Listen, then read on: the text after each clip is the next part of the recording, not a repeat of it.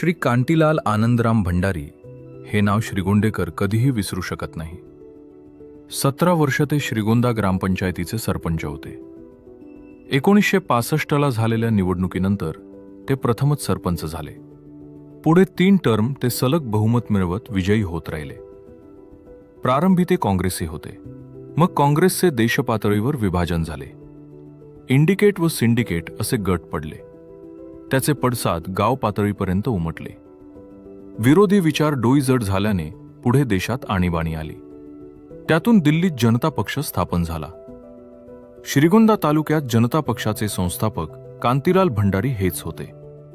तालुक्यात बिगर काँग्रेसी लोक एकत्र करण्यात त्यांचा मोठा वाटा होता.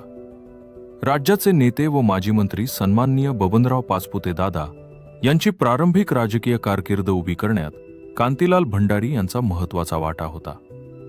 याच अर्थाने ते पाचपुते दादांचे सुरुवातीचे राजकीय गुरु म्हटले जातात. श्री भंडारी यांनी त्यांच्या सरपंच पदाच्या कारकिर्दीत जे निर्णय घेतले व जी विकास कामे केली ती श्रीगोंदेकर जनतेच्या मनात दीर्घकाळ कायम राहतील. 1972 साली सर्वदूर भीषण दुष्काळ पडला होता. श्रीगोंद्यात पिण्याच्या पाण्याचे सर्व उद्भव वाटले.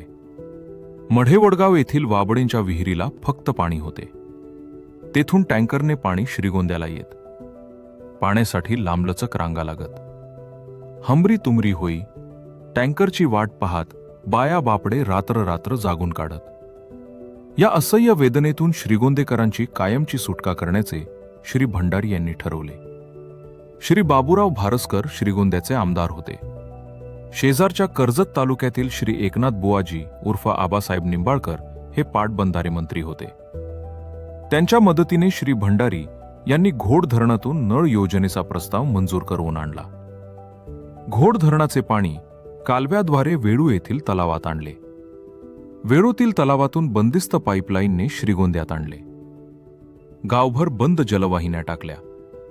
सार्वजनिक पाण्याचे स्टँड पोस्ट उभारले.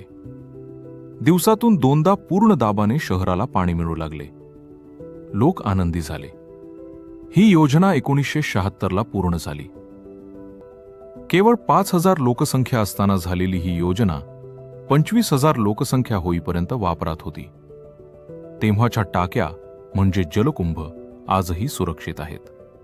सुमारे 40 वर्ष श्रीगोंदेकर या योजनेचे पाणी वापरत राहिले. श्री भंडारी यांच्या कारकिर्दीने श्रीगोंद्याला दिलेली ही अमूल्य देणगी होय. श्रीगोंद्याचे बस डिपो त्यांच्या प्रयत्नातून उभे राहिले. नळ योजनेचे लाईट बिल शासनाकडून माफ करून आणले. 72च्या दुष्काळात श्री संत सावता महाराज मंदिरात अन्नछत्र सुरू केले. श्रीगोंद्याच्या सभोवताली असणाऱ्या भिंगाण, चोराची वाडी यांना स्वतंत्र ग्रामपंचायतमध्ये समाविष्ट करणे कमी मदत केली. त्यांच्या कारकिर्दीत ग्रामपंचायतीचे नवीन कार्यालय उभे राहिले. त्यासाठी लागणारी जागा श्री ताराचंद चांदमल कटारिया उर्फ जहागीरदार यांनी ग्रामपंचायतीला बक्षीस रूपाने मोफत दिली. नगरपालिकेची नूतन इमारत आज त्याच जागेवर उभी आहे. त्यांच्या कारकिर्दीत श्री मुरलीधर अण्णा होंदराव व श्री बाबूलाल भाई जकाते हे उपसरपंच होते. 1981 नंतर प्रकृती अस्वास्थ्यामुळे त्यांनी सरपंच पदाचा राजीनामा दिला. त्यानंतर ते राजकारणातून निवृत्त झाले. त्यांच्या जागी श्री प्रकाश हरकचंद पटवा हे काही काळासाठी सरपंच झाले. श्री पटवा हे 1982 पर्यंत सरपंच होते. काँग्रेसच्या बाले किल्ल्यात जनता पक्षाचे बीजरोपण करण्यात श्री भंडारी यांचा मोठा वाटा होता. शिवाय दीर्घकाळ लक्षात राहतील असे कार्य त्यांच्या कारकिर्दीत झाले. 9 नोव्हेंबर 1989ला त्यांचे निधन झाले. त्यांची कारकीर्द सुवर्ण अक्षराने लिहिली जावी अशी होती.